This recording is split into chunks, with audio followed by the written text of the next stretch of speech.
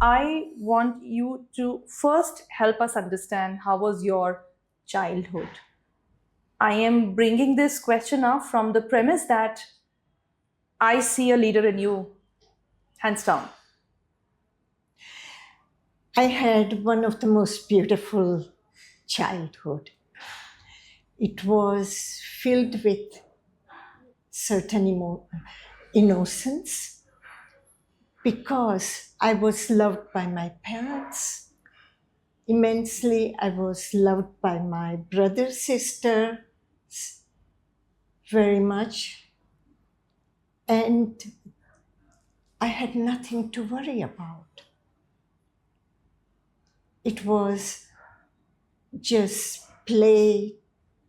People tease me, people kiss me, and just enjoy life with me. Parents were very beautiful, 50 years ahead of their time. I'm sure. And that too in Baroda. That in Baroda. And father, mother offered us, all 6 siblings, the same love, same care. And this is the same love and care I offer to my social environment for last 35 years.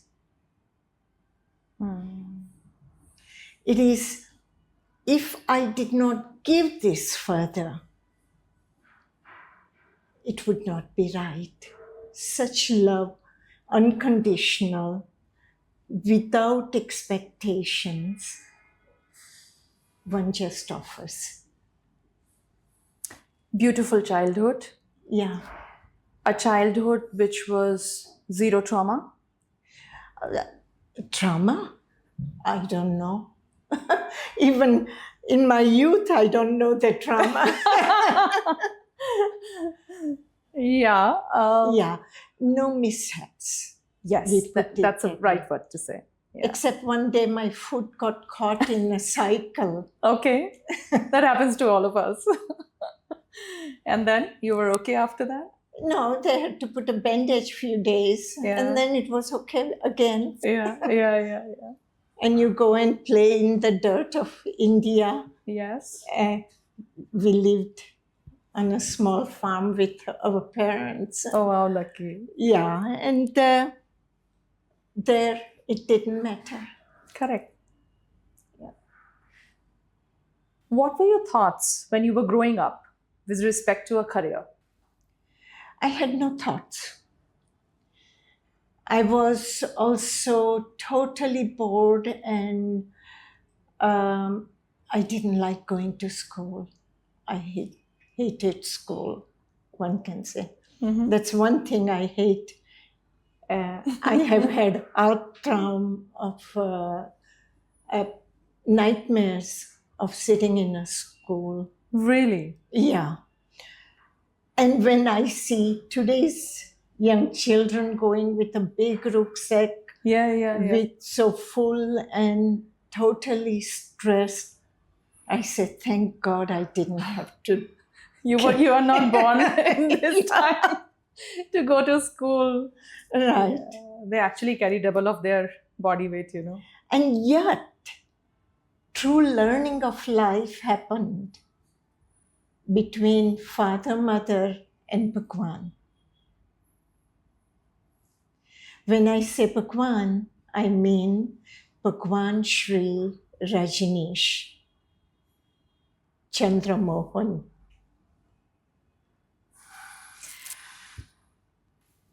My head is torn.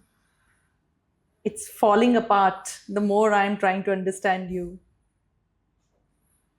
How can somebody have so much of love?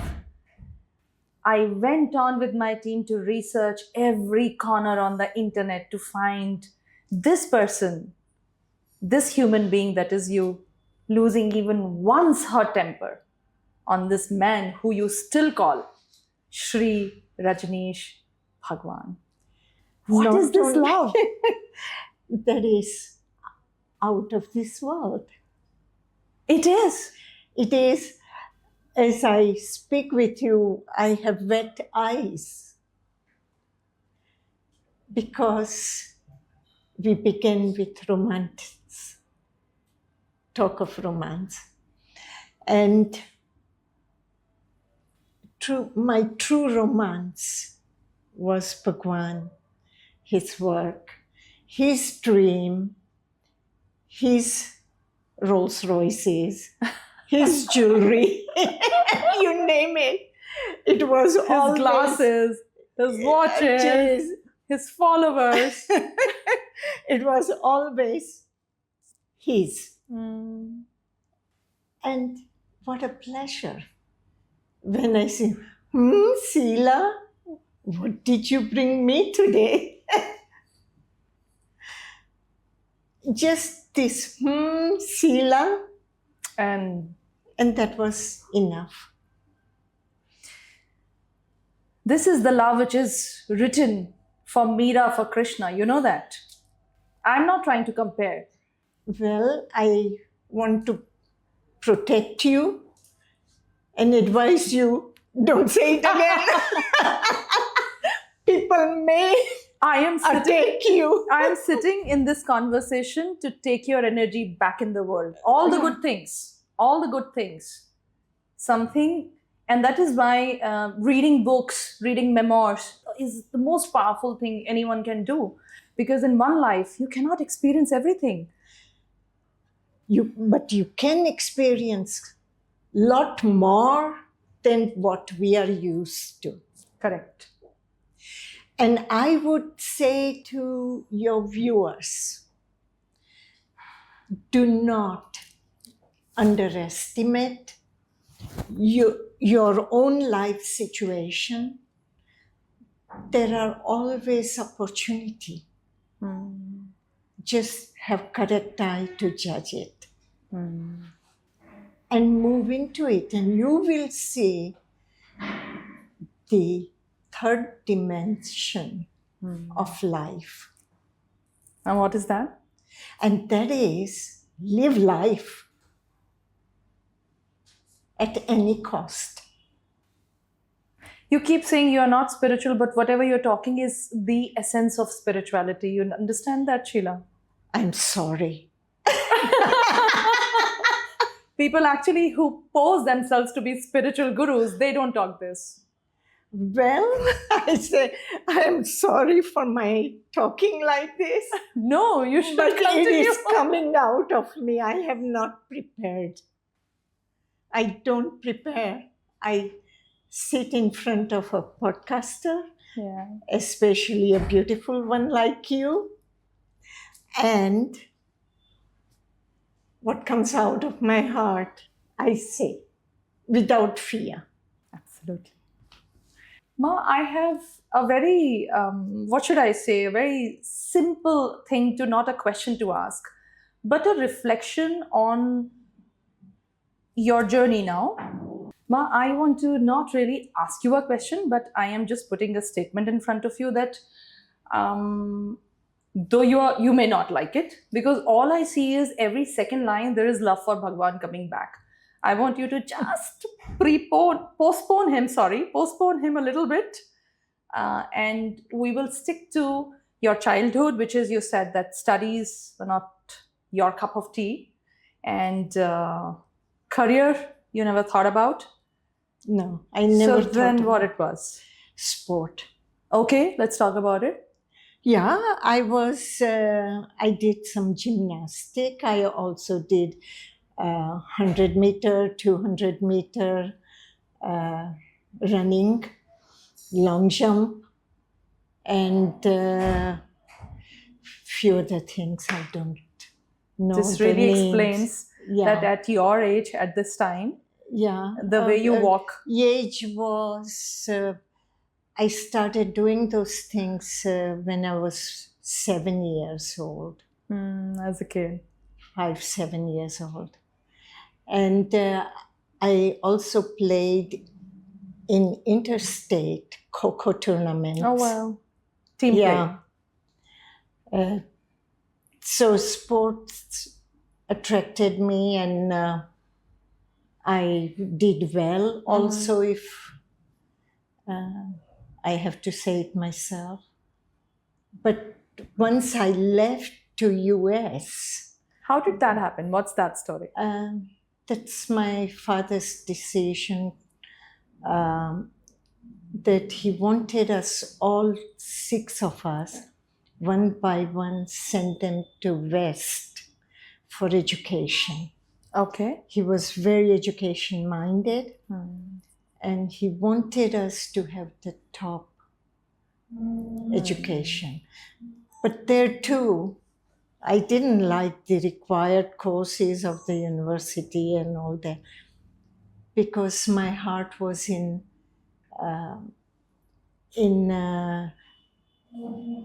art. First, I thought I can become architect. Didn't manage it there. It was too boring. The basics to learn. Yeah. And this is when you went to US? Yeah. Okay. And then I went for fine arts. Okay. In US. Became a potter, which I liked very much. Oh, really? Yeah. Okay. And pottery is where basic principle of centering the clay. Yeah. I learned very good. Let's talk about it. What was fascinating for you in centering the clay.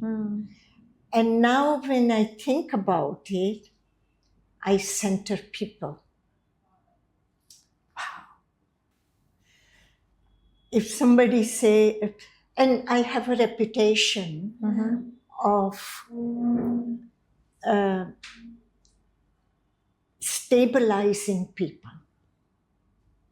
People who are suffering with schizophrenia, people who are suffering with depression, borderline, dementia. With living together with them, I center them. No wonder.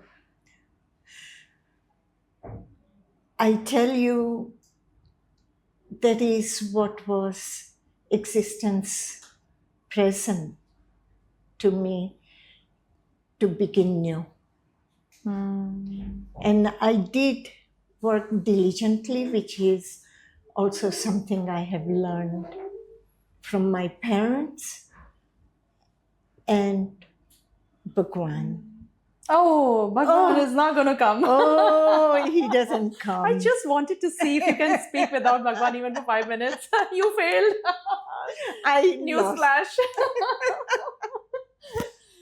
So this pottery thing happened, fine arts happened, and then obviously Indian parents get married.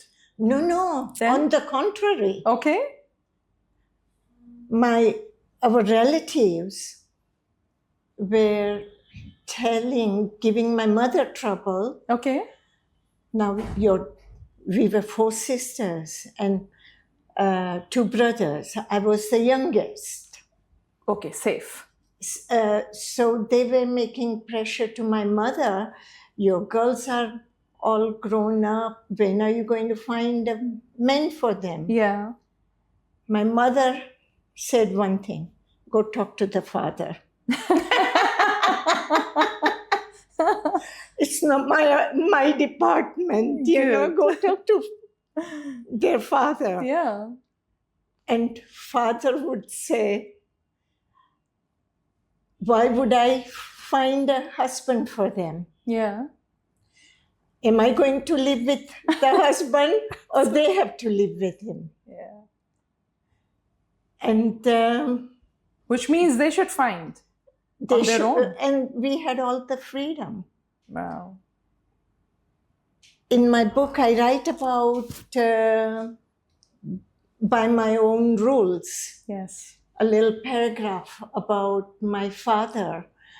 When I was living for US, my father took me and my other sister night before our flight to advise us how we had to behave, what we have to think of, and how we move forward.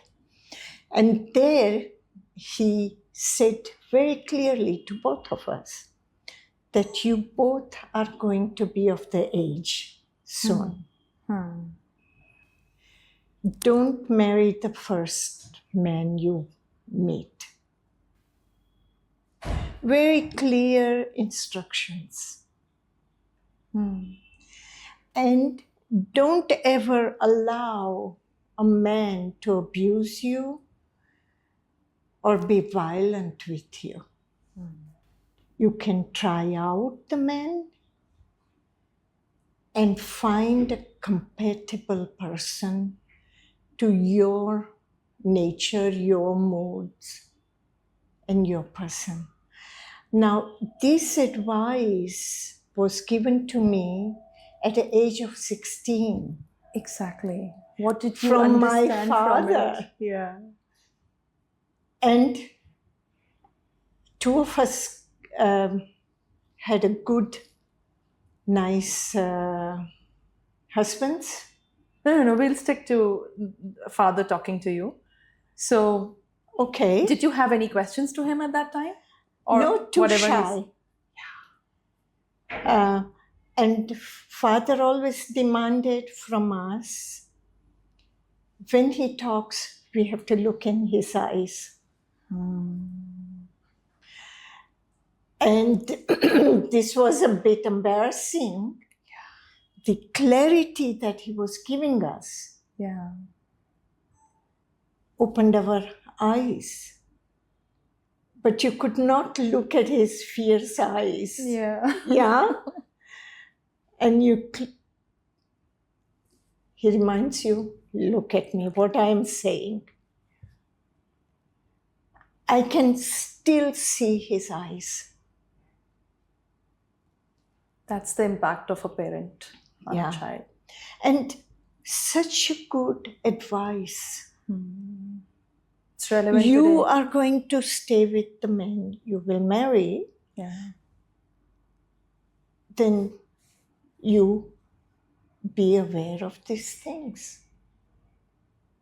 Isn't this a sort of a freedom? Absolutely. He was a freedom fighter himself. I read about it. He gave us all freedom. He taught us honesty. He taught us loyalty. Which university or school teaches you these things? These are virtues of life. And did you do exactly the same when you went?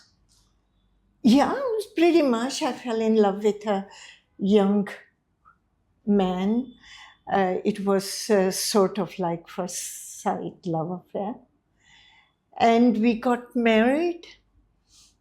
I write about it also in my first autobiography, Don't Kill Him. He had a Hodgkin's disease at a very young age, and we were living together. And one day, he says, we cannot continue further. We were very honest with one another. And his logic said that he's going to die soon. And it is not good for me to be continuing this relationship. And my logic was, is it better for me to live with somebody happily for a short time or live with somebody miserable for the rest of my life? Of course, I won the argument. Of course. Okay, then let's get married. How can we be against marriage? So then he proposed to you. Yeah. And we went immediately the same day to the registrar, what legally you have to took a blood test, which America requires, and we got married. And judge would not marry us in the court, civil court, because you have to present yourself at a judge. Yeah. He said, I will marry you two in my villa. Okay. It was amazing. And in this beautiful Glenridge villa, he was living alone. So after marriage, my husband Chinmaya asked him, why did you not marry us in the court? Yeah. All his children had left him over whatever inheritance crisis or his family. He was living alone, and he didn't want us two in love in a dry court to marry. It was a very nice situation. Very caring thought from his point of view. Yeah, he was, I would say over 60, the judge was. So things were moving, and I was always ready to take whatever comes the next my way. Then your father intervened and he said that you guys go to meet Rajneesh. I finished my school a little early, and my mother's eyes were being operated. So I said, why don't I go and help Ba? First time Ba is getting operation or sick even. Yeah. So my brother, who was taking my father's place with her sisters, I called him and I asked him, and Chinmaya would come 1 week after me because his school will finish then. So we said, okay. He said, yeah, that's a good idea, do it. And I came, bought a ticket and flew back from New York home. And I surprised my parents. I didn't tell them. And it was such a wonderful coming together. I can feel it. The same day I arrived, my father was traveling to Bombay for some work. So my mother says, you go with him. Normally, my parents always went together. So she could not travel because of the ice and the dirt from the Indian trains. So I said, but I come to take care of you. He says, you don't worry about me, you go with Father and everything. So I went with Bapuji to Bombay, and on the way I speak about Bhagwan. Now this is, you cannot stop me. No. How did you know about Bhagwan? Bhagwan is not there in the story.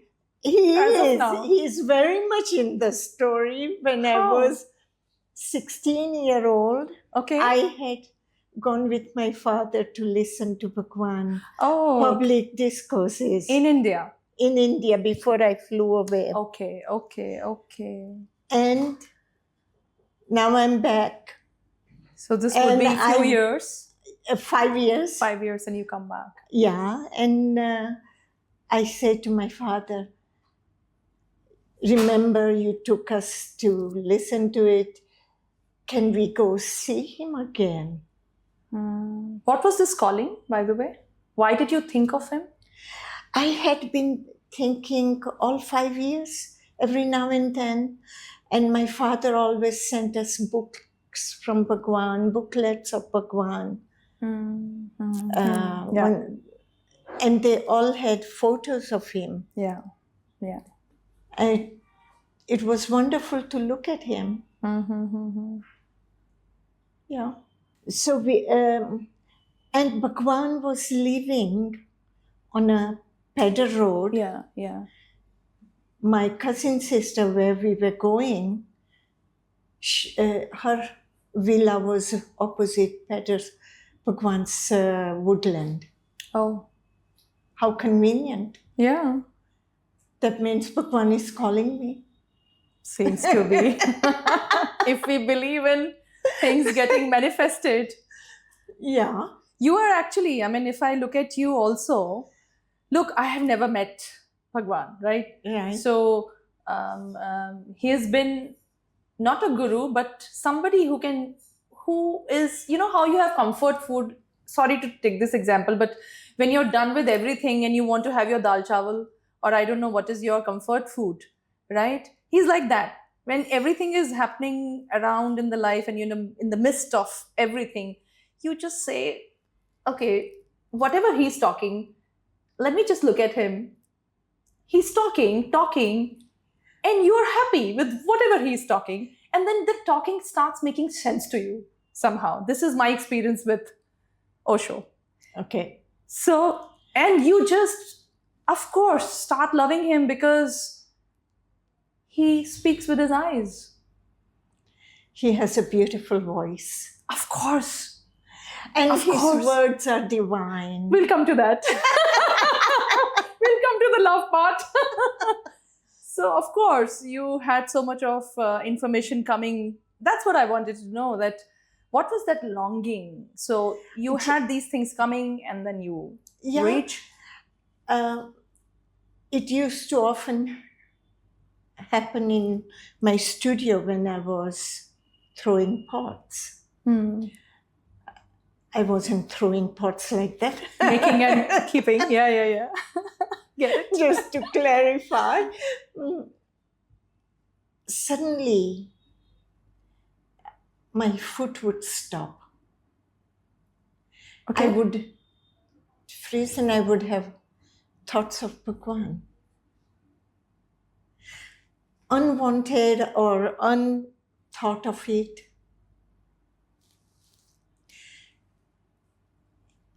I mentioned these things to Bhagwan when I finally got acquainted with him. And he said, Sheela, you forget. Okay, when he says you forget, you forget. You forget. It was easy. So how was the first meeting? So then you pursued your father that we are living here and we are here, let's go. No. We went the same morning. We arrived 6 o'clock in Bombay. We come to Pedder Road to my cousin. We took shower. And 9:30 we were in Bhagwan's apartment. And in that was morning, the first time you met him? Personally, yeah. Like that. Yeah. And the way he opened his arm, calm, I just went, the photo, and put my head into his lap. And my father was beaming, smiling. What did he tell you at that time? Did he speak with you, anything? No, nothing. He was just very happy. Was he a perpetually happy man? Who? Bhagwan? With me always. We'll decode Only this further. time he was not happy when he had toothache. Natural. No one is happy. The last thing you want is But he can be really miserable when he has toothache. And then when did you, just to fast forward now that Bhagwan has entered and hubby had this, so how did you make the plea to him that, how did you both decide to come to him? it was, we had nothing to decide. Things happened around it. That it was the natural course. Leaving US and coming to India? To him, yeah. Really? Okay. Yeah, I mean, he tested me, I would say, today. One day in middle of February, he says, you and Chinmaya go to Himalayan Pelgam and meditate 21 days and come back. You have nothing to do with meditation, is what I understand. At that time, I didn't even know what meditation is. So then, what you did? Bhagwan says, you go. So you went? Yeah, and we didn't even practical thought that we need to take some winter clothes with us. We are going to Himalayas. I was so stupidly gaga. Mesmerized, is it? No. I was aware of every instruction. But these instructions took the priority.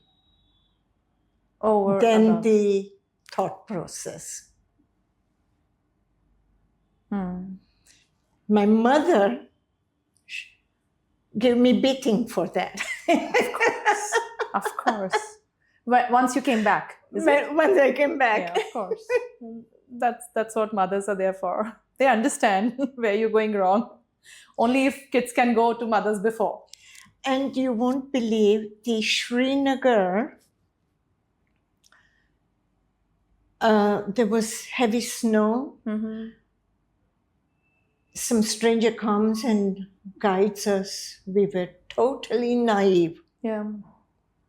Stupidly naive in the matters of this kind of travel. Yeah. And on the way, the road, and I'm talking about in 72. Yeah. 73, there were roads? 73, beginning of 73. There were proper roads at that time? No, and you look down and you will have vertigo. Yeah. Fast. Then this man took us to his boat. We slept night there. He prepared us a little bit of food. We didn't have much money either. American students don't have money in the pocket. And what we had saved up from working on weekends and 3 days. And then next morning we took a bus to Pelgam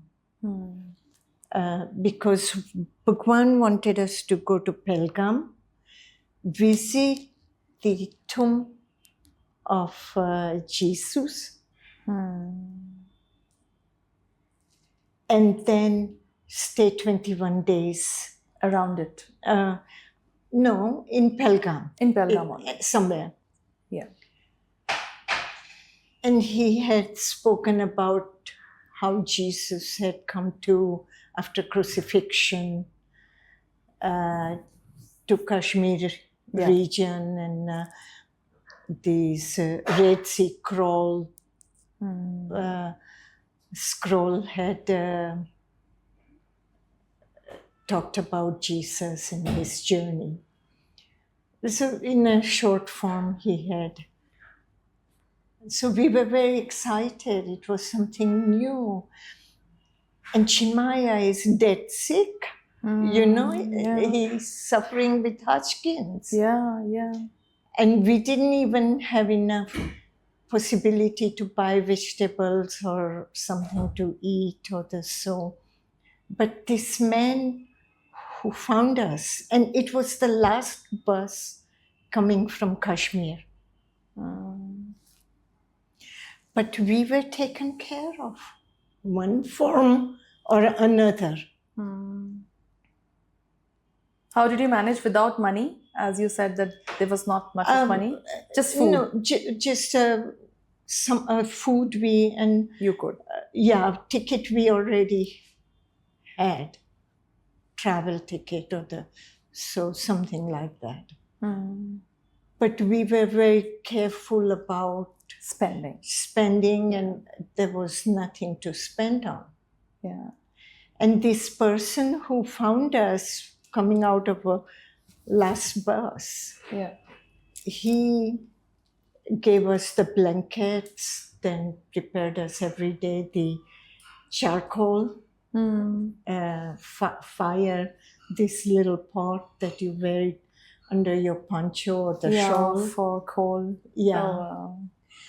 We were taken care of. There's nothing I could complain about. And then we returned back. So 21 days, how did you meditate? What was the meditation you did? No, what meditation? Just going through this. This was meditation. Cleansing. This was, I think it was a test. How stupid can I be? But you also had your hubby with you. Both of you. Yeah, we both kept each other warm. Yeah. And we visited the tomb of Jesus, and we returned. 21 days, suddenly the roads open up, and the first bus come, and the man who was helping us, this stranger, he told us about, and he said, you go out because it can again snow like that, and opportune time to just exit. Yeah. And we went, and when Bhagwan sees me, first he said, Sheela, Chinmaya, you are back? Yeah, we almost died, Bhagwan. Yeah. But he had given me enough adventures in my life. I'm sure. As we move on in this story. Yeah. One day he was having toothache. And one of our small dam had broken. Bhagwan is on this hill, and we are all on this side. And you cannot step into this, though it was a small creek having a flood. Yeah. You can't cross. Water was too fast. Yeah. You had no chance. So I sent a message with telephone, not this fancy smartphone, on Motorola, that we had for our construction and all that communication. He said, then you come on a horse. Of course, do something, figure it out. And this is the honor I give to the horse. I went 2.5 hours on an untrained horse. You did that? Over the tough terrain of Oregon. रुकावट के लिए खेद है. अगर आपको हमारा content और conversations अच्छे लग रहे हैं तो please like, subscribe and share करिए अपने फैमिली मेम्बर्स और फ्रेंड्स के साथ. Thank you so much for watching.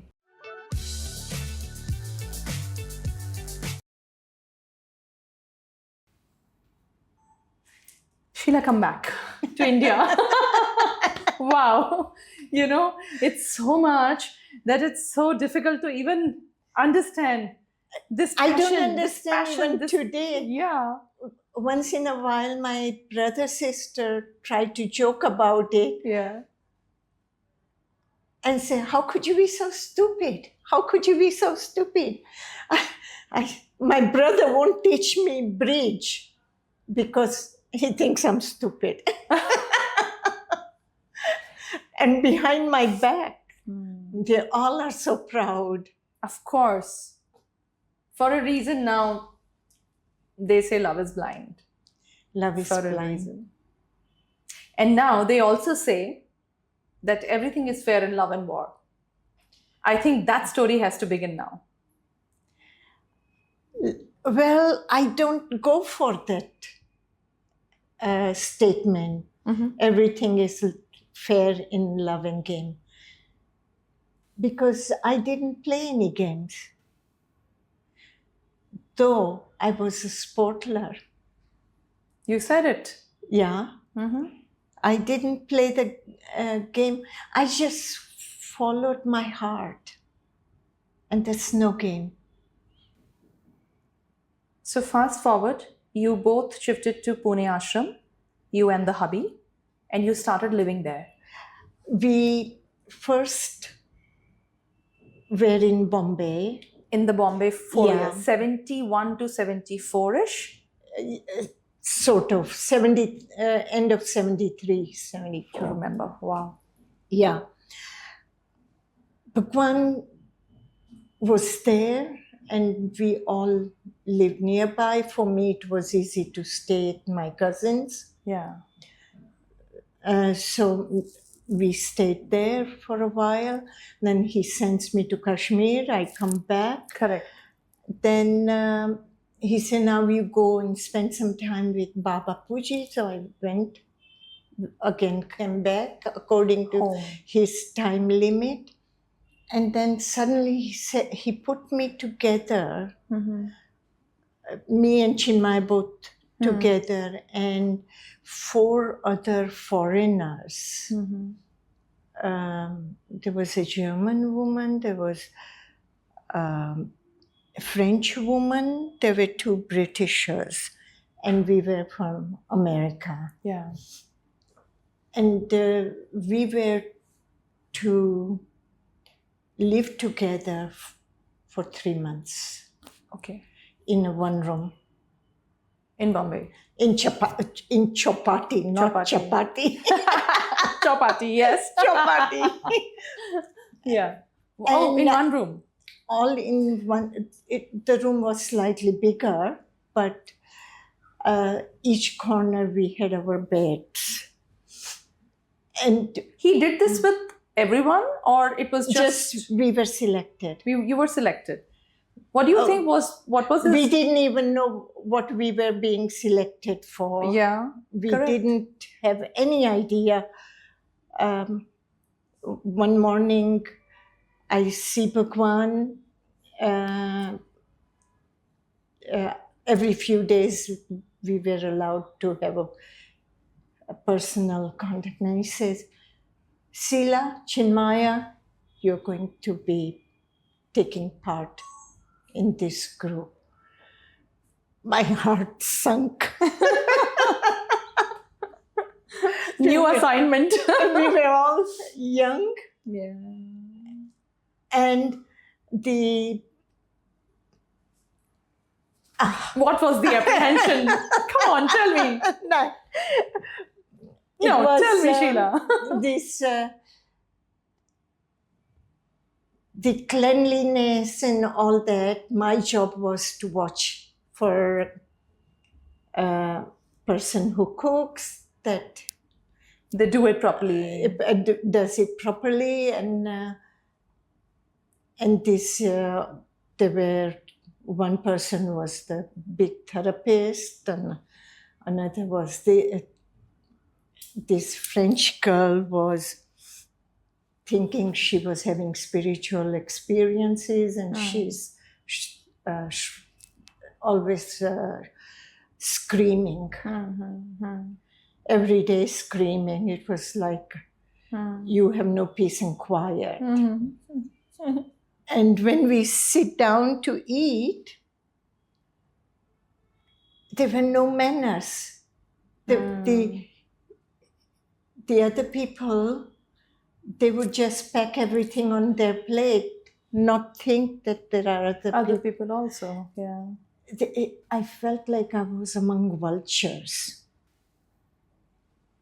And that's where Indian culture comes in, because we are always taught to serve first, look around.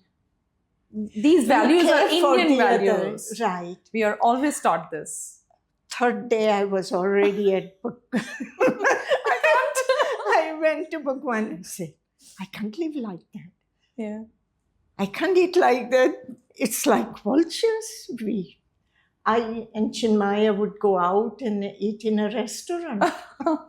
It is psychologically for me not possible because we were 6 children raised together, and mother makes a chapati. Yeah.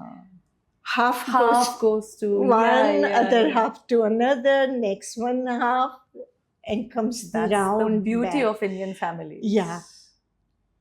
And this was he had such a laugh. Yeah. And then he says, Sheela, don't worry, I will take care. I will take care. Luckily, 3 months this experiment was over. 3 months you endured. I was told. Did it make you better with humans or what? How did you come out of it? I came out complaining. Yeah. But only to Bhagwan. Today I'm complaining to you, but... No, you're telling me a story. Right. So, Bhagwan said this experiment, and after this, he started talking about Commune. To you? No, to general public. He's creating a new man and wants to have a commune where new men can be take part in it. And he wanted the world community to be part of this commune, not one set of people or another set of people. He wanted to see the world harmony. And that I understood. I got it. And even today, I live with my community, my people. And in small community of ours, we have 16 nationalities living together. Today, at Switzerland, you're saying? In Switzerland. Would you want to answer my very, very naive question, let me say? Ask. You could not be naiver than me and go to Bhagwan. So, at that point in time, we are talking about the Bombay time, his personal secretary managing his admin work and everything, operations rather, let's say, was Miss Lakshmi. Yeah. She was. Yeah. And then you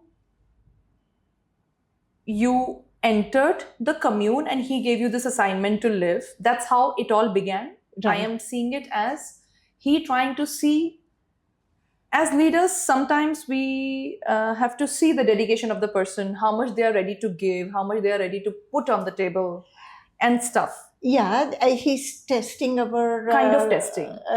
Yeah. Patience, perseverance, everything. Common sense, intelligence, common sense, whatever you want to call it. Endurance, he checked when he asked you to go to Himalayas. Yeah. He knew I was stupid. So the checks are, I can now see from his lens that, kind of who can be the front runner for him. He was collecting his people, collecting his people, building his team. Yeah. Yeah. And why did he decide to move from Bombay to Pune? The Woodlands apartment was too small and so many people were coming every day. The neighbors were complaining. For satsang, you mean? Evening discourses? Yeah. Okay. And daytime also, that too many people coming and hippies are coming.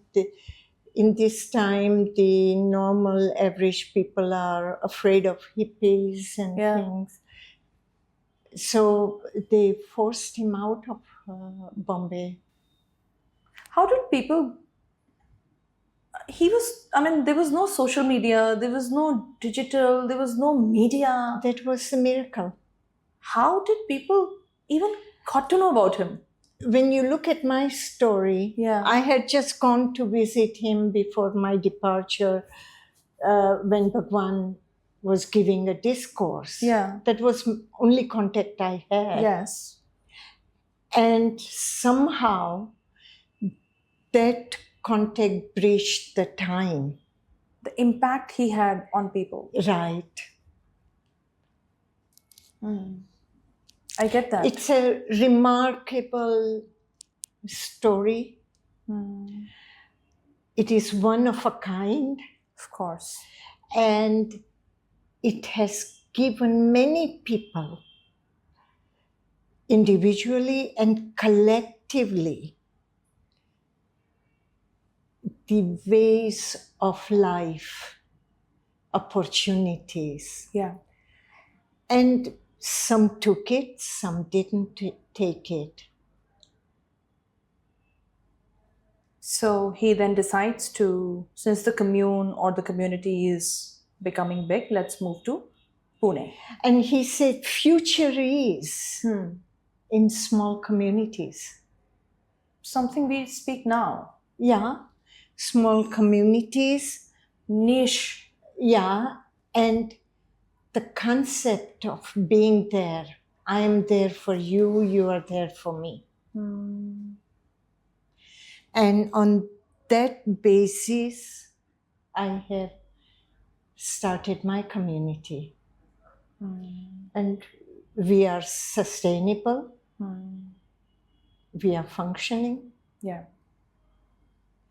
And we are maintaining stupid bureaucracy of the politicians and laws in the world. You can't delete them from your life.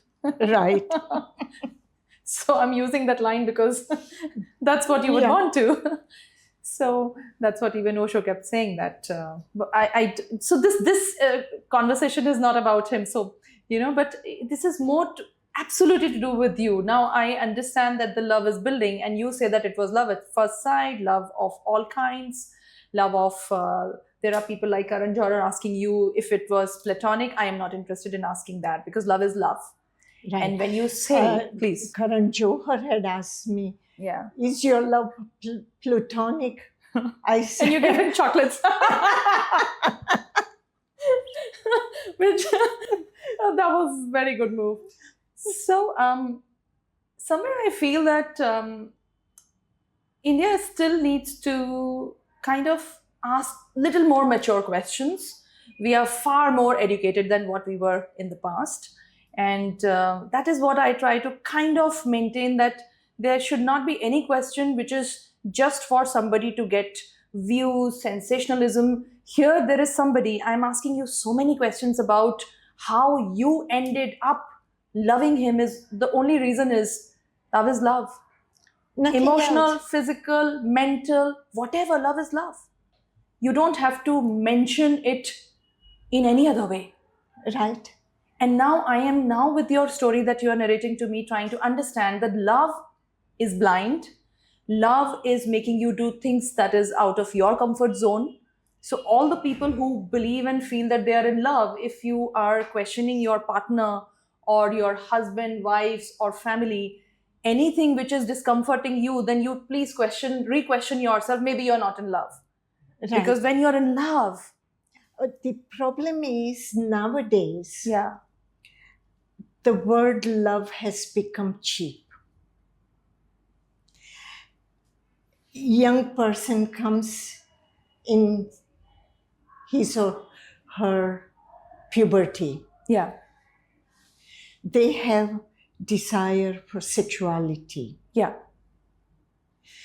Instead of understanding one's sexuality, they call it love. Yeah. So they can, with free conscience, go to bed together. And this dishonesty with self and the other never, ever will give you satisfaction that honesty always has. So people have to find their own sexuality, where it is rooted, where it comes from. And you cannot imitate. They go see pornos or they go see Bollywood, some of the films, and they think they have to start behaving like that. Then they are going to wind up in problems. That is what is happening, because where do they get information? There is no sex education in India up until now. Yeah. Minus the digital world. Yet, it is their one's own responsibility. You mean instinctively, you know? Yes. Yes. How do the uneducated people in jungles know? Yeah. Instinct, human instinct. Yeah, it's human instinct. And I say you need to look inside yourself. And you will definitely get in touch with your intuition. Intuition is a very big guiding force. And if you follow this intuition with correct motives,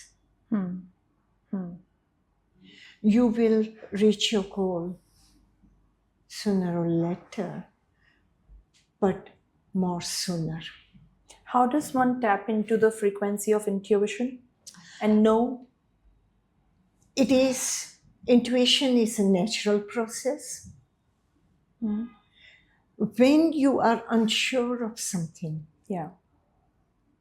that's when you listen to your intuition. When I left Bhagwan, it was my intuition that said, you must go, Sheela.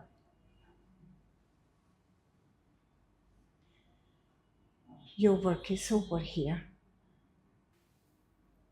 And there were many odds against going. My whole family was in tears that after so many years, you choose to leave. My brother, who used to call me stupid, won't teach me bridge. But he said, you can't do that. You can't leave Bhagwan. How can you leave him? I said, babe, it's my decision. I'm going. Stop talking me out. Don't do it. And we brothers, sisters were also very clear when we spoke, the way parents spoke to us. Even today, we are very much, we say our mind openly. And so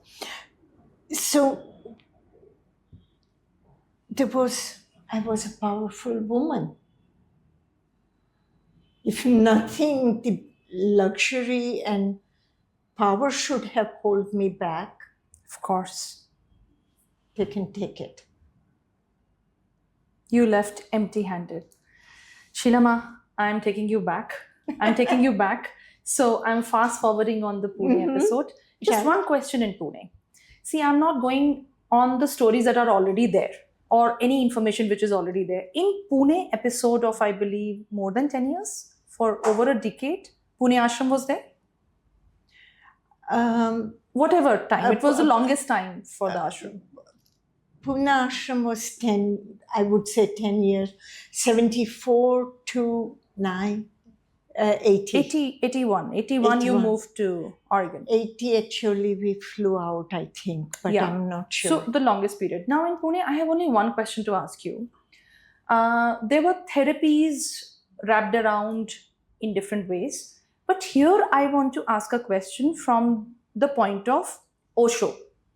And that question is, he in several ways has said this clearly, that the therapies were there.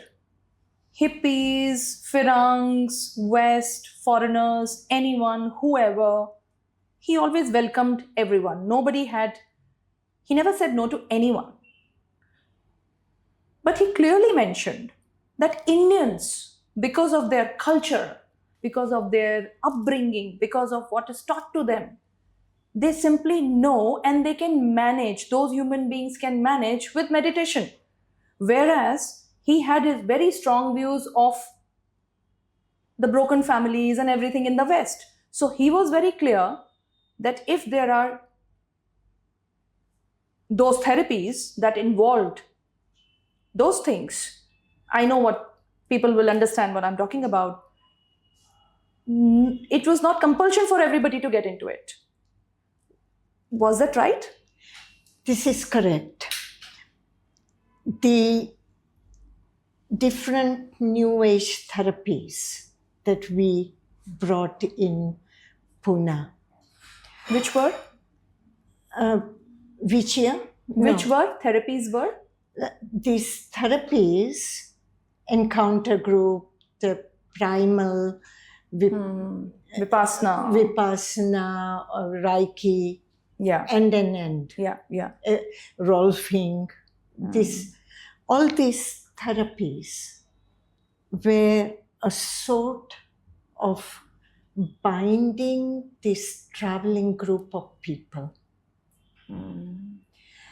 Their minds were going all over the European mind or the Western mind.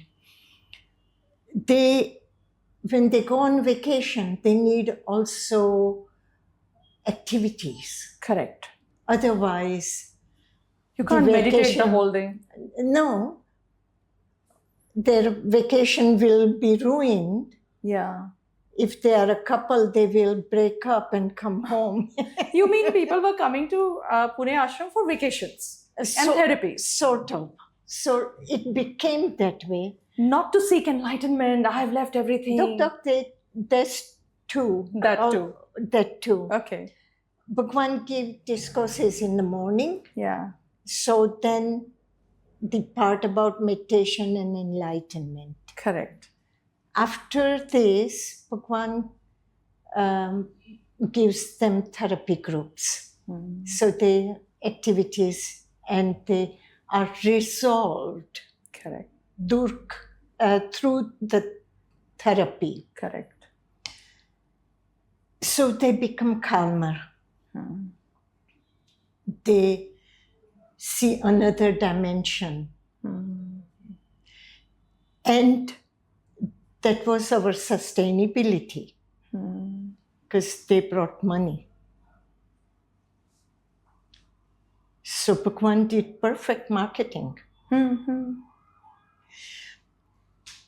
On top of it, on the other side, Indian came from their feelings to Bhagwan. Correct. They were very clear, if they are married, they remain married. Or if they have children, they take care of children. They were not burdened by their children. These are all psychological, mental issues. And they didn't have the money for the therapies. Bhagwan didn't want to create cheaper therapies or expensive therapies that divides. Yeah. So it was a sustainability for his project that he had in mind to create. So what does it mean that for Indians were fine. They were also not aggressive in their being. More centered. They were peaceful. They were more peaceful, yeah. Yeah. But if they have to take any therapy, they have to pay the price. As simple as that. There was no discrimination, is what No. you're trying to say. Right. And they would find themselves caught in problem because the Western people, they're not afraid of nudity, they're not afraid of expressing anger or whatever. Correct. So it was not meant for Indians. Even I wasn't given therapy. I asked one time to Bhagwan, you give everybody therapy, what about me? You don't need. He said, Sheela, you work. Work is your worship. Okay. I got my answer. And I did. Rightfully so. I worked. His personal secretary moved from Bombay to Pune, and you were working with her initially. Yeah. And then now, the real part, which is, now I sense through all the content which is there on the internet that even Pune became suffocating because you're becoming larger than life. Yeah. And it was whose decision it was and whose courage it was to say, let's take 7,000 people to some other country? Bhagwan wanted to move because there wasn't enough space. Why not some other place in India? Why not some other bigger place in India? We did. We looked for 4 or 5 years. We went to Baroda Palace. We went there. Every time you choose to buy something, the price tripled. You are ready to pay triple price, it goes sky high. Then one day I get fed up of this situation. You were leading this. I was with Lakshmi. It was Lakshmi who had to find a place, and I was Lakshmi's assistant. Right. So I was with Lakshmi. And it happened, we finally go to finish a deal in Kutch. Okay. With Kutch Palace. And they ask certain amount of money, we agree. The next day, double the price. And it happened so often. Then Bhagwan said to Lakshmi, sit in Delhi. I came back to Pune, and Bhagwan said Lakshmi has to sit till she clears up this investigation they were doing against Rajneeshpuram and all that. The details, don't ask me. Yes. No, we are not going there. These details are available. Yeah, so, irrelevant also. Yes. It was Morarji Desai's agenda to attack Bhagwan with it. So she should, and during this moment, I said to Bhagwan one day, why don't we go to US? Constitution will protect us. But I was stupid not to think that Constitution, naive. You were 31 or 32? No, younger. I was at that time 24, 25. And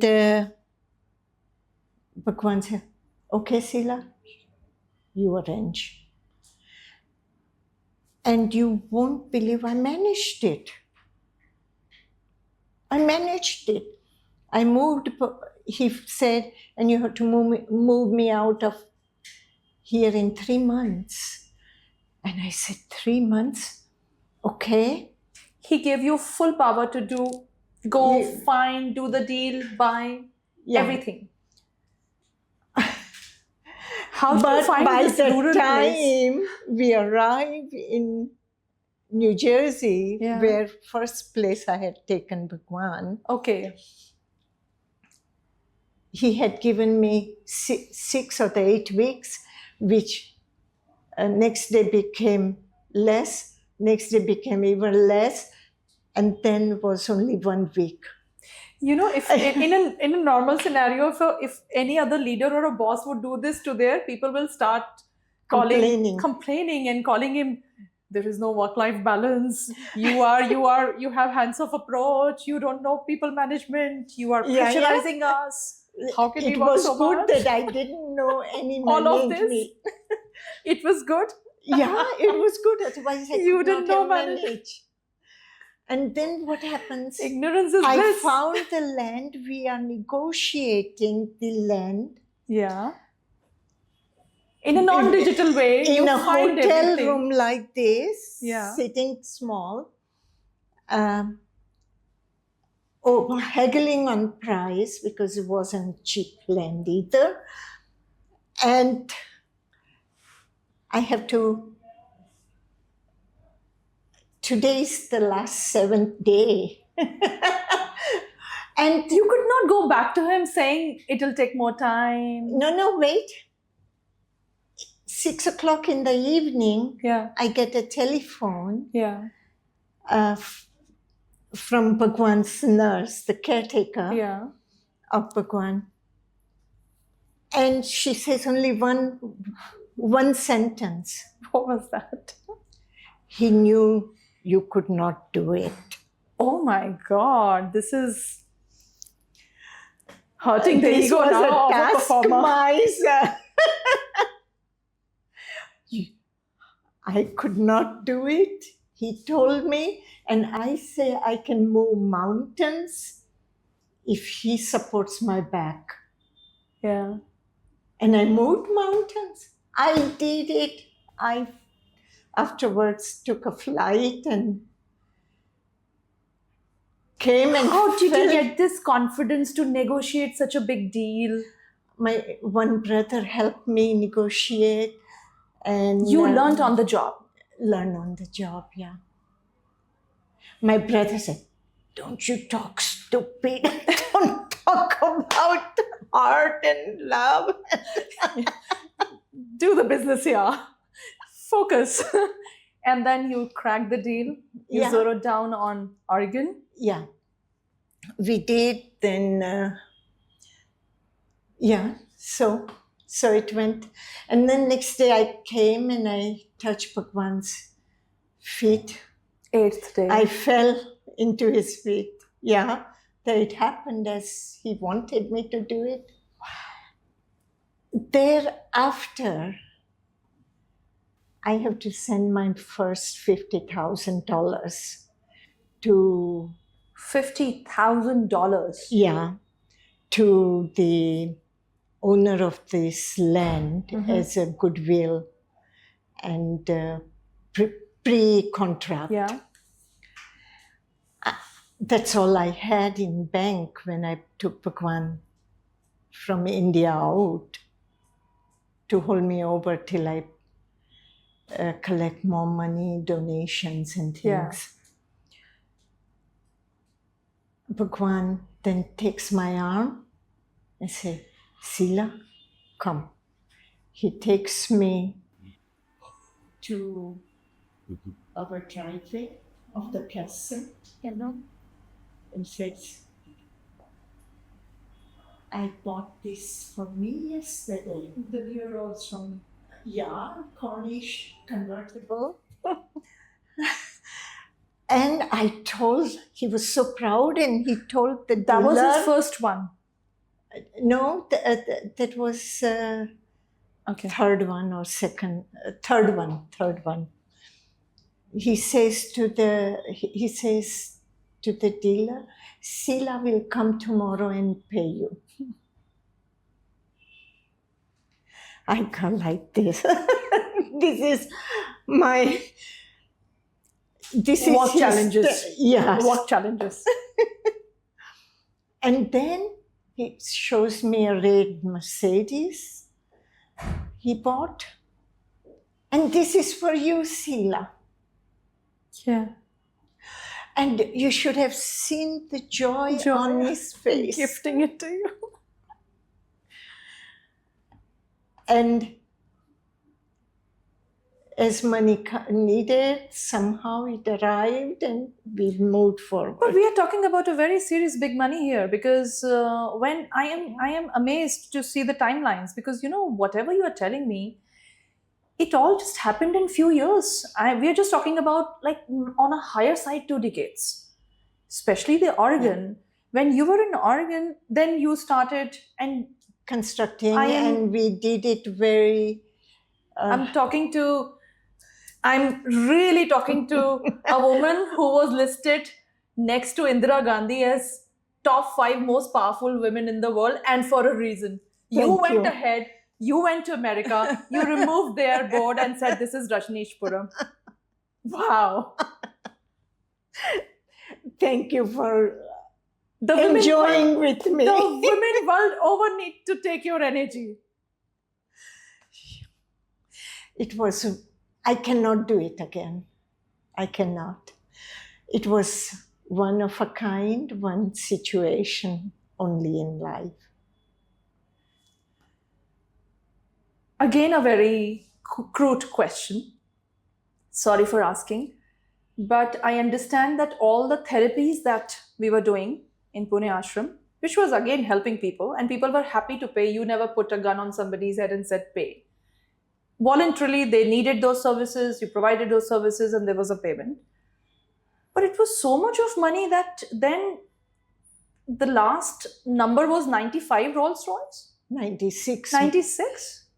Before I left. And there was so much of money? Yeah.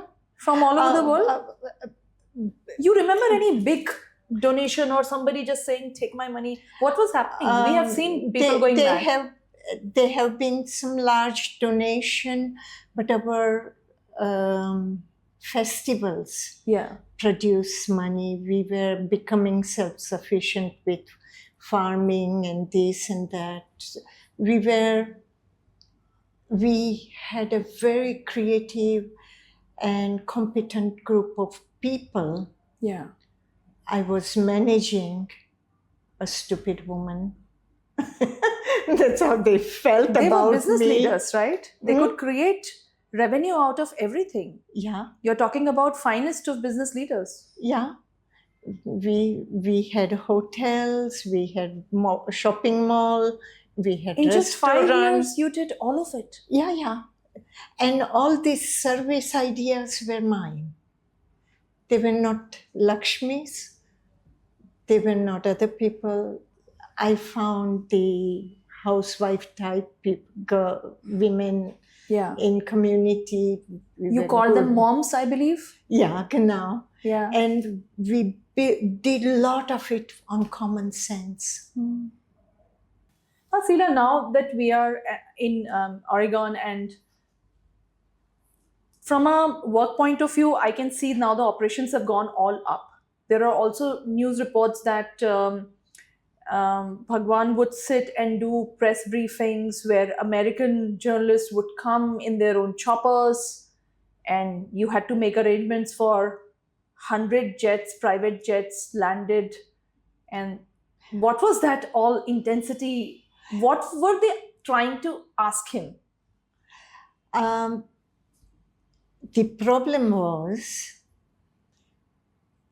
they used land use laws to disturb our progress. Land use laws. They weren't giving us permits to construct new housing and stuff for our people. And we had ample of land because our land was as big as Manhattan. It was 63,000 acre land. And only a population of 7,000 when you moved. Right. And they were causing problems. Then one of our sannyasin, who was a political science major, he said, why don't we create a city of our own? Then we write the permits and not the county writes the permit.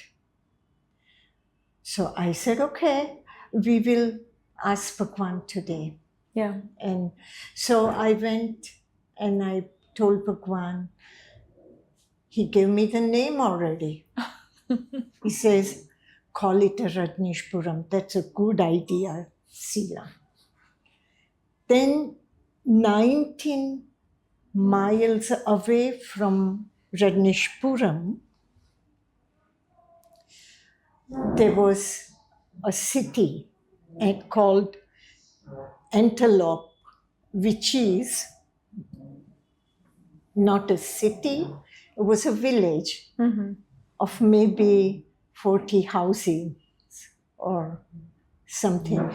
And most of the people have moved away. It was a ghost town. Yeah. Okay.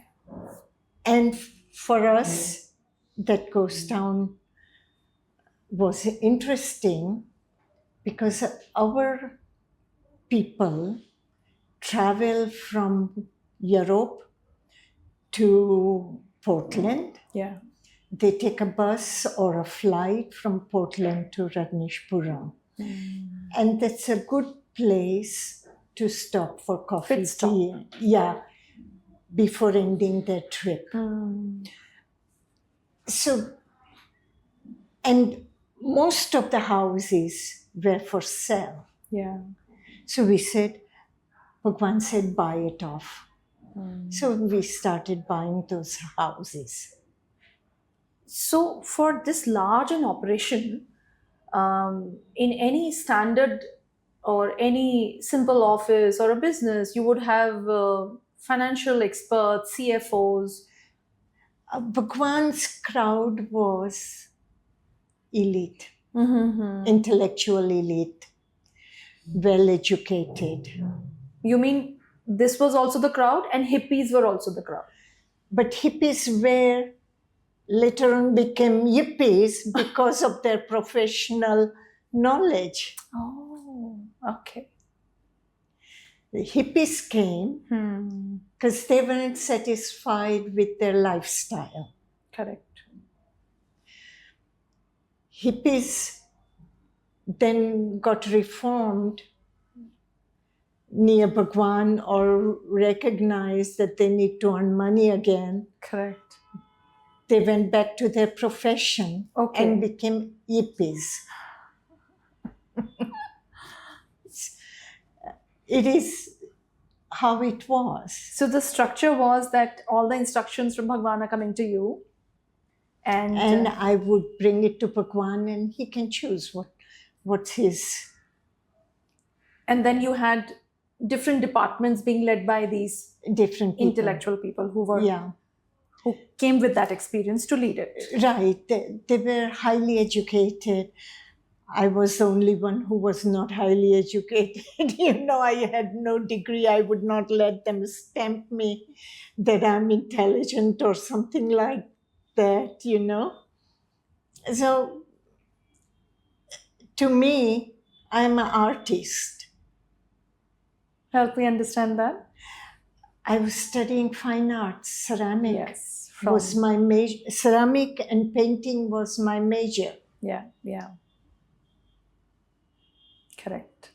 But I think you, from a business point of view, how we see this as that the leader of a team, who we would go and call a CXO or a CEO is actually an artist because his job is to bring people to the center of the goal of the organization. So I think you became that. I had the complete power so Bhagwan doesn't get disturbed. And he did not make himself available to everybody. Including his family. He did not make available himself even to his family, nor his all sannyasins. He had a regimented schedule. He gets up has a satsang or a discourse for 2 hours, then comes back. So Bhagwan was surrounded by highly educated bunch of people. 80% people had a bachelor in 80%. Yeah. Which is very high. They were educated. Very high. And in 70s, no, this is also we had 20% people with PhD and master degrees, and so we had a very high rating. Would you know what was the percentage of Indians in this cloud? There weren't many Indians for 2 reasons. Immigration problem. Yeah. And there were few selected ones got married or something, what they do to get their... to shift. Yeah. Who could manage, they were taken. And in the consideration of the education, we had never done Indian status in it. This was also done by people, statistics, who were educated in statistics and what they found most and what Bhagwan wanted to know at that time. Then it was done.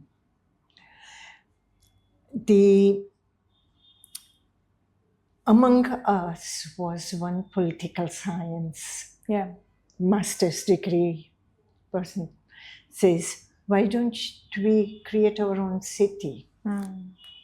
And that's how Rajneeshpuram was created. And then the city of Antelope was already absorbed, a ghost town. So we bought. The party was the ruling party in Oregon at that time. And they did not want Christian Belt to be taken over by the orange people or red people or Red Hill or whatever they call it. No?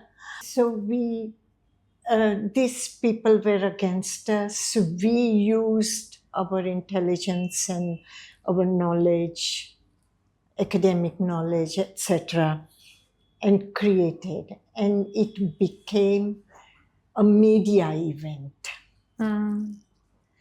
Because I was told by Bhagwan you are not strong enough. I'm not talking strongly. He wants me to be outrageous in my approach with media. I'm not outrageous.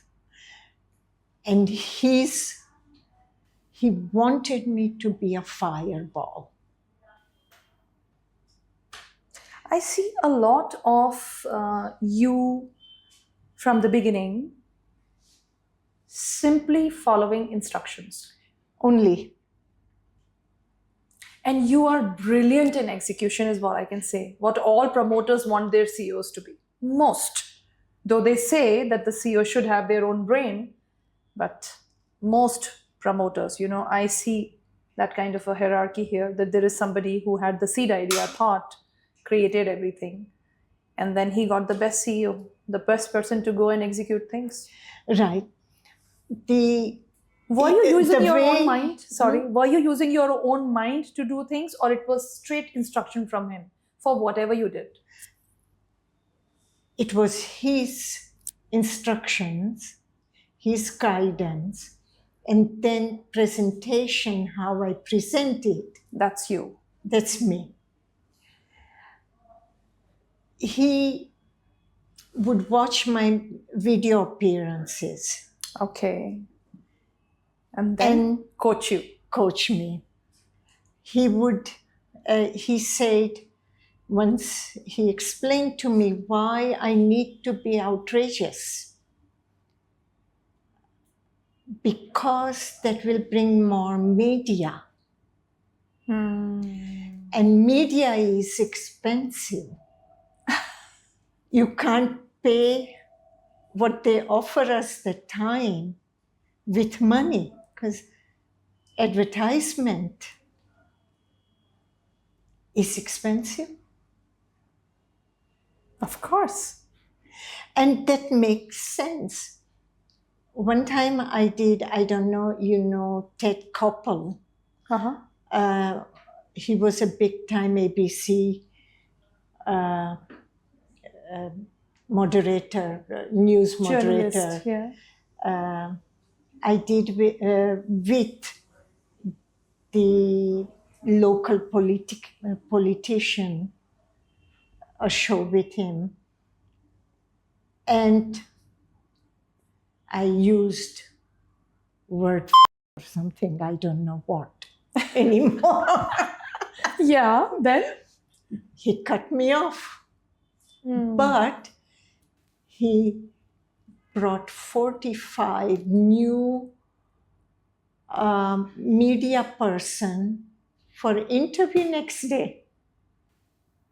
Somebody will put that out, so he got the whole gang with you, so that this needs to. There is somebody, you know, that's exactly what happened to Princess Diana, you know that?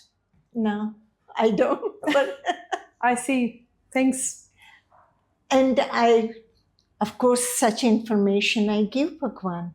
But Ma, help me understand, this all, there is also a report that Bhagwan went into silence period and then he put you as the spokesperson. So when you were the spokesperson, he was in silence. So I'm trying to understand, was he still communicating with you? Bhagwan was never in complete silence. Okay. I was his spokesperson.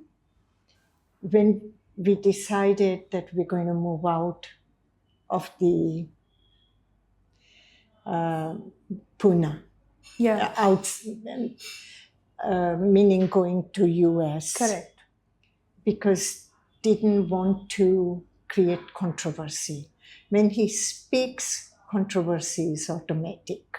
Yeah.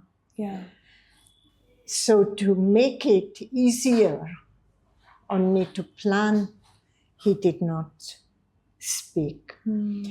But he spoke all the time with few selected people. Yeah. How the show is running otherwise? Yeah. He has to. Yeah. And he then started when finances we needed to build something or so. Then he said he will start speaking again, then people will come more. And that's the strategy. This makes sense to me completely. Yeah. When he was, and it also kind of builds more curiosity when he says that I am in silent spirit, but he has to do the work. What was his passion with cars? He wanted... He would go out in silent spirit, which was so-called silent spirit for the public. Okay. I was the one who introduced Rolls-Royce to him. He even bought 2 Rolls-Royce in India in 70s for him.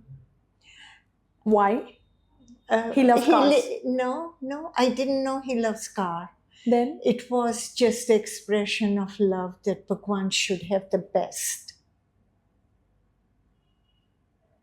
But we were using the Ashram money to gift him that. So what?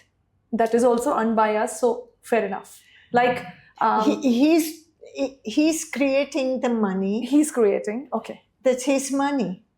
The perks of being the leader. Leader, right. All the perks that otherwise a business CEO would get is something that you thought that he can also. Yeah, this idea of business is getting...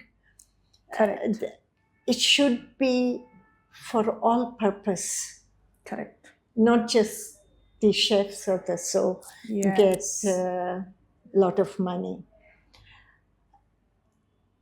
Everyone has to get the share, but you need leader who guides so many people. Correct. Takes full responsibility of it. What's your problem? No, makes sense. Absolutely. No, this is my logic. Absolutely. And I got the things for him from a woman's heart. Yeah. Oh, that I can completely see. And that's how he started learning. He learned These how to material drive, things, and then he started. Okay. What was the logic behind, or what was the thing behind? Just curiosity that he used to just move in silence period in his Rolls Royce, take a stroll, drive, and come back. No, he wanted. Fresh he air. was so much isolated in Pune days. Yeah. And Bombay days. Yeah. There was no place he could go out, or even in our own garden he could not sit because people will come. People climb the wall and come in and disturb him. So he was there going for a drive-by, just a pleasure drive. Just for fresh air. And yeah. But he did it in style. Yeah. And that's fine. And this is something, this backward region they didn't like. of fossil. It's called fossil. I used to call them fossil. But then there is a village next to Antelope, few kilometers down, or a few miles down, fossil, and they found fossils in the stones. That ancient, you mean? Yeah, their brains are somewhere. I get it. So he was enjoying his life after 30 years of hard work. Nobody should have grievances. What did you learn from 3-4 things from his entire life? You are one person who has lived, experienced, not even his family, the Bhagwan the most, 3 to 4 years every single day. Right. 3-4 top learnings. Don't be afraid.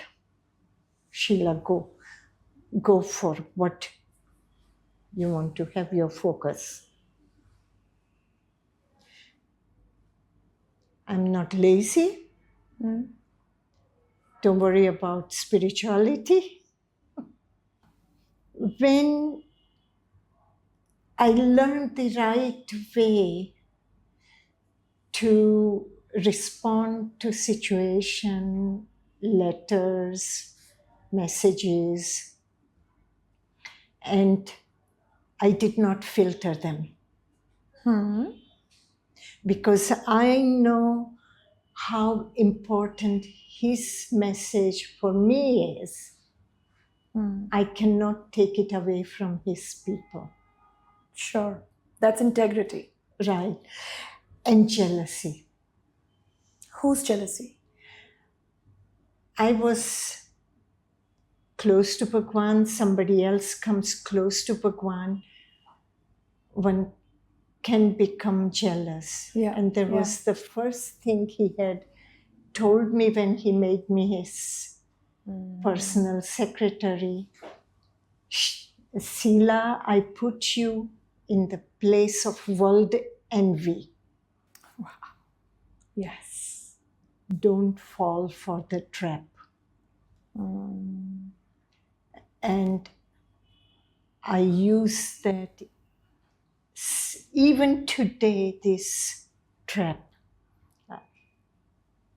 it's permanently closed. And about love? That's not a trap. Oh, of course not. No. What did you learn about love from him? Just love him. Love him eternally, if that eternal exists. Just love him. I don't want to go deeper into anything to do with what happened thereafter, that those reports are everywhere. I think personally that the Wild Wild Country Netflix series, that is one of the most widely and wildly watched series ever, that gave so much of spotlight on you. You know why? Because, and I'm taking back to what I was trying to say in the beginning, and then I stopped myself because I wanted my audiences also to experience you before I give my opinion, and this is an opinion about you. There is a narrative which is getting built, and I'm using the word narrative because now Sheela, everybody, so many people, Sheela is this, Sheela did this, tick, and then Sheela appears on the screen, and you're so powerful. I want to say this on your face.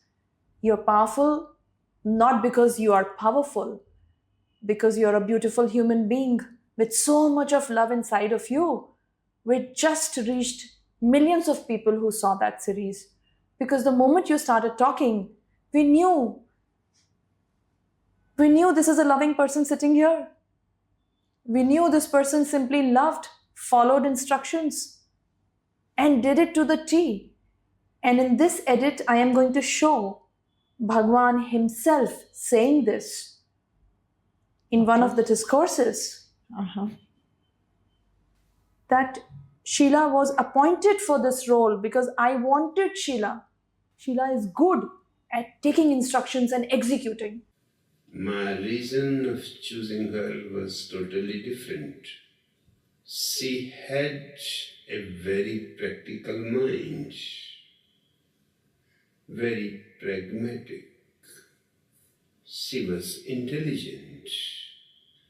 And thirdly, because she has no idea of my total vision, just necessary instructions she could repeat like a parrot, and I needed a parrot. Okay. In today's world, every business leader is looking for that kind of a CEO who can understand the vision of the organization and lead it. And then there are things that happen. There are regulations that change, so many things that can happen, and you were also a part of something that happened. Don't want to go that route at all with you. Having said that, one thing that is coming from the deepest level of my heart, which I want to put to you before I go on to our very standard viewers' wanted questions, let's say. Okay. The last thing would be, you have lived an amazing life. What is left? And I continue to live it amazing. Yeah, of course. And that is left. Whatever is left, I must come to finishing line. What is finishing line? I don't know. But reach finishing line with grace. You're nothing but grace. I want to say this to you. When I fell in love with you, when I was watching, all this thing never existed. And one very strong desire, the way you were saying, came in my heart, that everybody started researching about you. Who's this woman? The way she's talking, the way her thoughts are. There's only love. We can clearly see that everything was an instruction to you. And that is what I was telling you yesterday also when we met. That in Bhagavad Gita, there is Krishna. In your life, that is Osho. Hardcore Osho lovers would know that Osho was called Bhagwan for a reason. You can be mesmerized by him anytime. You just have to listen to him for 10 minutes. That's it. That's it. But the Krishna needed Arjuna. And in this conversation, I want to say, he executed whatever he executed through you. So is that. Absolutely. one line from your book for our audiences on live your life on your own terms, please. The title itself is a line, don't compromise. Live by your own rules. How do we build this confidence? Please give some input what Osho gave you. The compromises come because we deal life with wishes. When you come above wish, then you don't have to compromise. So profound. That is how I feel and live. If I want something, then I have to bargain, trade. I have to sell my soul. No, I'm not ready for it. I live by myself. That's what is Sheela Ma all about. Thank you, Sheela Ma. Thank you so much. Yeah. I love your zeal, I love your energy, and I think everybody who's going to be watching it, they simply love you. Thank you so much.